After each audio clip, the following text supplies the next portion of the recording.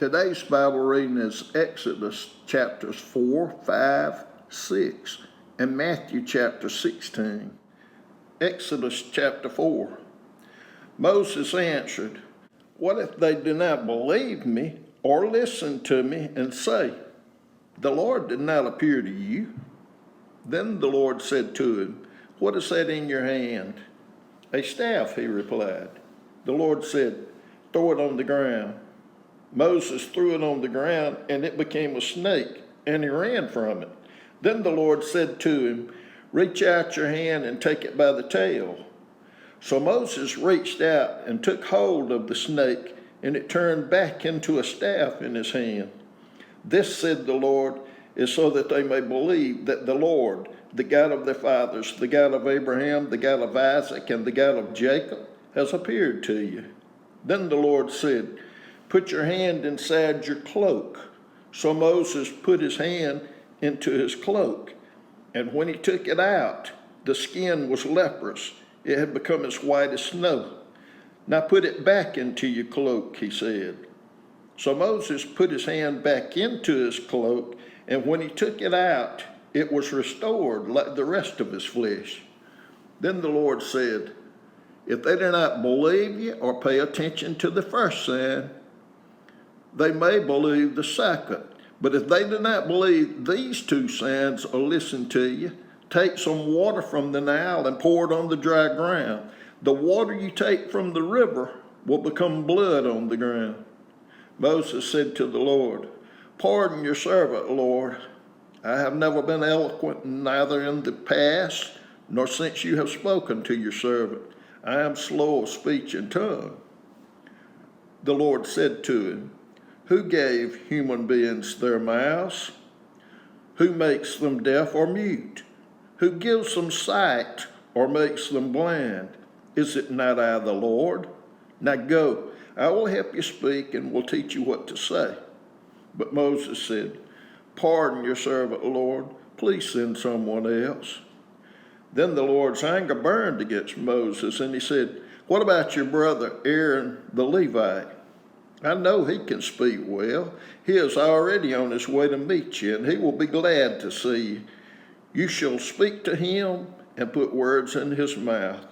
I will help both of you speak and will teach you what to do. He will speak to the people for you, and it will be as if he were your mouth and as if you were God to him.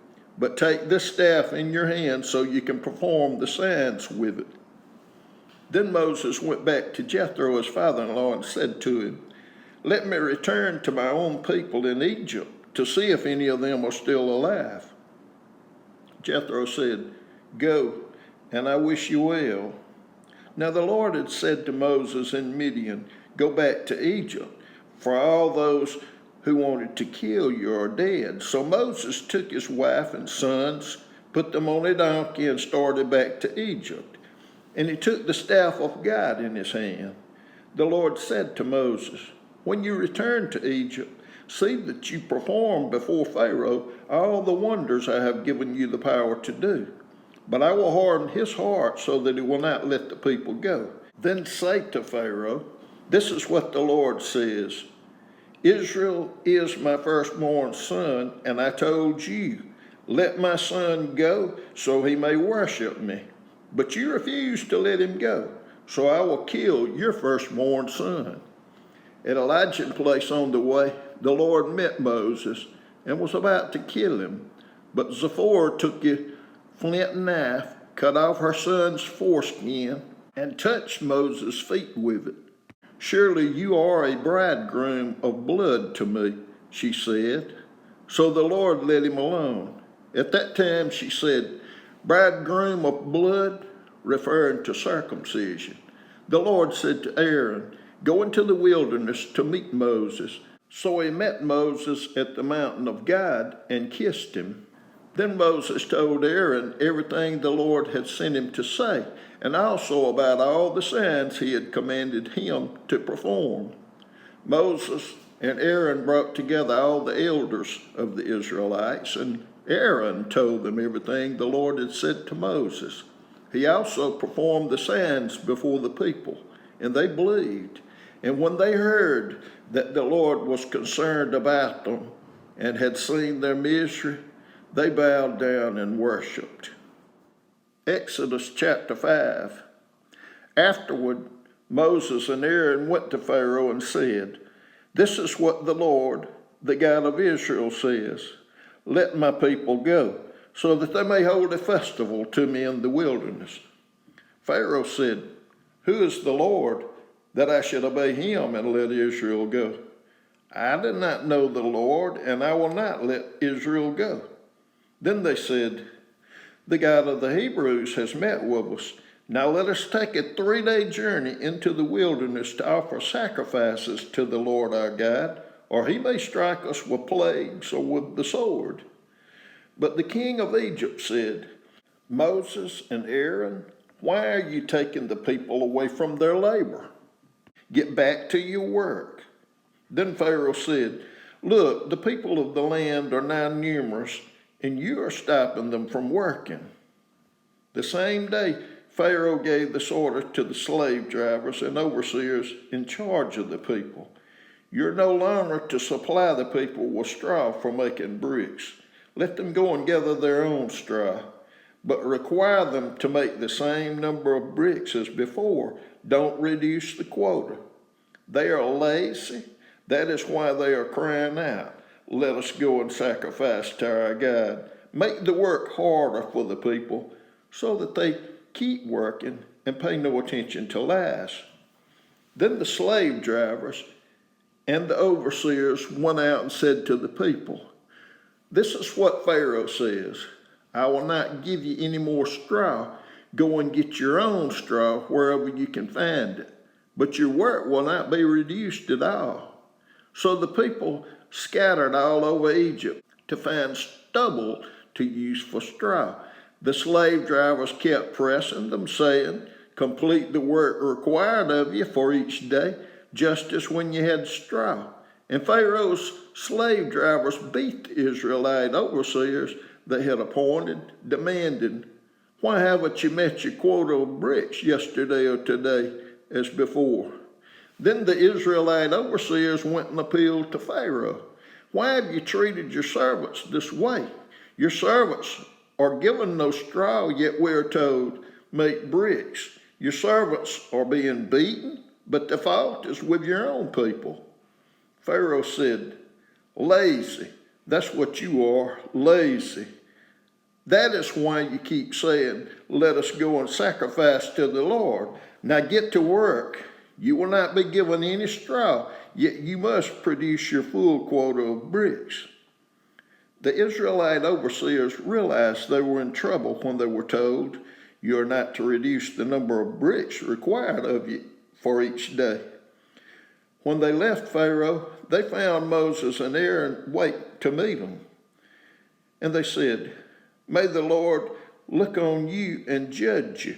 You have made us obnoxious to Pharaoh and his officials, and have put a sword in their hands to kill us." Moses returned to the Lord and said, "Why, Lord, have you brought trouble on this people? Is this why you sent me? Ever since I went to Pharaoh to speak in your name, he has brought trouble on this people, and you have not rescued your people at all." Exodus chapter 6. Then the Lord said to Moses, "Now you will see what I will do to Pharaoh. Because of my mighty hand, he will let them go. Because of my mighty hand, he will drive them out of his country." God also said to Moses, "I am the Lord. I appeared to Abraham, to Isaac, and to Jacob as God Almighty, but by my name, the Lord, I did not make myself fully known to them. I also established my covenant with them to give them the land of Canaan, where they resided as foreigners. Moreover, I have heard the groaning of the Israelites, whom the Egyptians are enslaving, and I have remembered my covenant. Therefore say to the Israelites, I am the Lord, and I will bring you out from under the yoke of the Egyptians. I will free you from being slaves to them, and I will redeem you with an outstretched arm and with mighty acts of judgment. I will take you as my own people, and I will be your guide. Then you will know that I am the Lord your God, who brought you out from under the yoke of the Egyptians.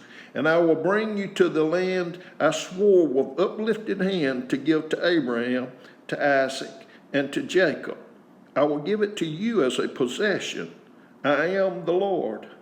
Moses reported this to the Israelites, but they did not listen to him because of their discouragement and harsh labor. Then the Lord said to Moses, "Go tell Pharaoh, king of Egypt, to let the Israelites go out of his country." But Moses said to the Lord, "If the Israelites will not listen to me, why would Pharaoh listen to me, since I speak with faltering lips?" Now the Lord spoke to Moses and Aaron about the Israelites and Pharaoh, king of Egypt, and he commanded them to bring the Israelites out of Egypt. These were the heads of their families. The sons of Reuben, the firstborn son of Israel, were Hanak and Palu, Hezron and Carmi. These were the clans of Reuben. The sons of Simeon were Jemuel, Jamin, Ohad, Jachin, Zohar, and Shaul, the son of a Canaanite woman. These were the clans of Simeon. These were the names of the sons of Levi according to their records: Gershon, Kohath, and Merari. Levi lived 137 years. The sons of Gershon by clans were Libni and Shimei. The sons of Kohath were Amram, Izhar, Hebron, and Uzziel. Kohath lived 133 years. The sons of Merari were Mahli and Mushi. These were the clans of Levi according to their records. Amram married his father's sister Jochebed, who bore him Aaron and Moses. Amram lived 137 years. The sons of Izhar were Korah, Nepheg, and Zikri. The sons of Uzziel were Mishael, Elzaphan, and Sithri. Aaron married Elisheba, daughter of Amminadab and sister of Nahshon, and she bore him Nadab and Abihu, Eleazar, and Ithamar. The sons of Korah were Assir, Elkanah, and Abasam. These were the Korahite clans. Eleazar, son of Aaron, married one of the daughters of Petuel, and she bore him Phinehas. These were the heads of the Levite families, clan by clan. It was this Aaron and Moses to whom the Lord said, "Bring the Israelites out of Egypt by their divisions." They were the ones who spoke to Pharaoh, king of Egypt, about bringing the Israelites out of Egypt. This same Moses and Aaron. Now when the Lord spoke to Moses in Egypt, he said to him, "I am the Lord. Tell Pharaoh, king of Egypt, everything I tell you." But Moses said to the Lord, "Since I speak with faltering lips, why would Pharaoh listen to me?" Matthew chapter 16. The Pharisees and Sadducees came to Jesus and tested him by asking him to show them a sign from heaven. He replied, "When evening comes, you say, 'It will be fair weather, for the sky is red.' And in the morning, 'Today it will be stormy, for the sky is red and overcast.' You know how to interpret the appearance of the sky, but you cannot interpret the signs of the times. A wicked and adulterous generation looks for a sign, but none will be given it except the sign of Jonah." Jesus then left them and went away. When they went across the lake, the disciples forgot to take bread. "Be careful," Jesus said to them. "Be on your guard against the yeast of the Pharisees and Sadducees." They discussed this among themselves and said, "It is because we didn't bring any bread." Aware of their discussion, Jesus asked, "You of little faith, why are you talking among yourselves about having no bread? Do you still not understand? Don't you remember the 5 loaves for the 5,000 and how many basketfuls you gathered? Or the 7 loaves for the 4,000 and how many basketfuls you gathered? How is it you don't understand that I was not talking to you about bread, but be on your guard against the yeast of the Pharisees and Sadducees? Then they understood that it was not telling them to guard against the yeast used in bread, but against the teaching of the Pharisees and Sadducees. When Jesus came to the region of Caesarea Philippi, he asked his disciples, "Who do people say the Son of Man is?"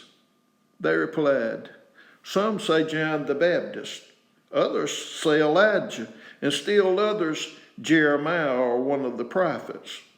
But what about you?" he asked. "Who do you say I am?" Simon Peter answered, "You are the Messiah, the Son of the living God." Jesus replied, "Blessed are you, Simon, son of Jonah, for this was not revealed to you by flesh and blood, but by my Father in heaven. And I tell you that you are Peter, and on this rock I will build my church, and the gates of Hades will not overcome it. I will give you the keys of the kingdom of heaven. Whatever you bind on earth will be bound in heaven, and whatever you loose on earth will be loosed in heaven." Then he ordered his disciples not to tell anyone that he was the Messiah. From that time on, Jesus began to explain to his disciples that he must go to Jerusalem and suffer many things at the hand of the elders, the chief priests, and the teachers of the law, and that he must be killed and on the 3rd day be raised to life. Peter took him aside and began to rebuke him. "Never, Lord," he said, "this shall never happen to you." Jesus turned and said to Peter, "Get behind me, Satan. You are a stumbling block to me. You do not have in mind the concerns of God, but merely human concerns." Then Jesus said to his disciples, "Whoever wants to be my disciple must deny themselves and take up their cross and follow me. For whoever wants to save their life will lose it, but whoever loses their life for me will find it. What good will it be for someone to gain the whole world yet forfeit their soul? Or what can anyone give in exchange for their soul? For the Son of Man is going to come in his Father's glory with his angels, and then he will reward each person according to what they have done. Truly I tell you, some who are standing here will not taste death before they see the Son of Man coming in his kingdom."